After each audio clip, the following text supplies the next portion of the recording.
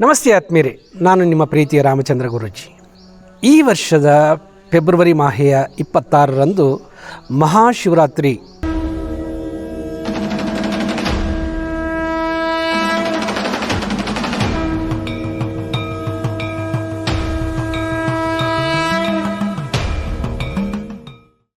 ಹಬ್ಬವನ್ನು ಮತ್ತು ಜಾಗರಣೆಯನ್ನು ನಾಡಿನಾದ್ಯಂತ, ದೇಶದಾದ್ಯಂತ, ಪ್ರಪಂಚದಾದ್ಯಂತ ಶಿವನ ಭಕ್ತರು ಆಚರಿಸ್ತಾರೆ.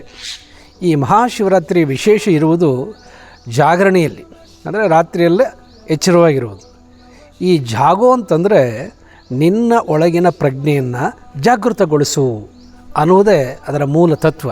ಕೋಲಾರ ತಾಲೂಕಿನ ಮಧ್ಯೇರಿಯ ನಮ್ಮ ಆಶ್ರಮದಲ್ಲಿಯೂ ಕೂಡ ಈ ಬಾರಿಯ ಮಹಾಶಿವರಾತ್ರಿಯನ್ನು ಹನುಮಜ್ಜಾಗರಣೆಯ ಮೂಲಕ ವಿಜೃಂಭಣೆಯಿಂದ ಬಹುಸಂಖ್ಯೆಯಲ್ಲಿ ಭಕ್ತರು ಇಲ್ಲಿ ಬರ್ತಾ ಇದ್ದಾರೆ, ಆಚರಿಸ್ತಾ ಇದ್ದಾವೆ.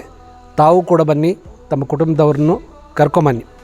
ಏನಪ್ಪ ಈ ಸಾರಿಯ ಜಾಗರಣೆಯ ವಿಶೇಷ ಅಂತಂದರೆ ಹನುಮಾನ್ ಚಾಲಿಸ ಪಠಣೆ, ಸಾಮೂಹಿಕ ಪಠಣೆ ಇರ್ತದೆ.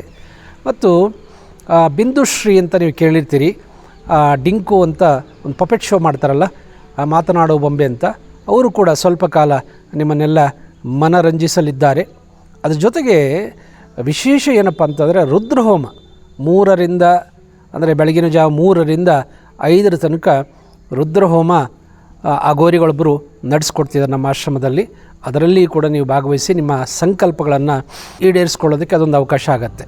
ರಾತ್ರಿ ಪೂರ್ತಿ ನಾವು ಶಿವನ ಧ್ಯಾನದಲ್ಲಿ ಸೋಮ ಧ್ಯಾನ ಮಾಡ್ತಾ, ಜಪ ಮಾಡ್ತಾ, ಧ್ಯಾನ ಮಾಡ್ತಾ ಇಡೀ ರಾತ್ರಿಯನ್ನು ಅರ್ಥಪೂರ್ಣವಾಗಿ, ಆಧ್ಯಾತ್ಮಿಕವಾಗಿ ಆಚರಿಸಲಿಕ್ಕೆ ಅಂತ ನಾವು ಪ್ಲ್ಯಾನ್ ಮಾಡಿಕೊಂಡಿದ್ದೇವೆ.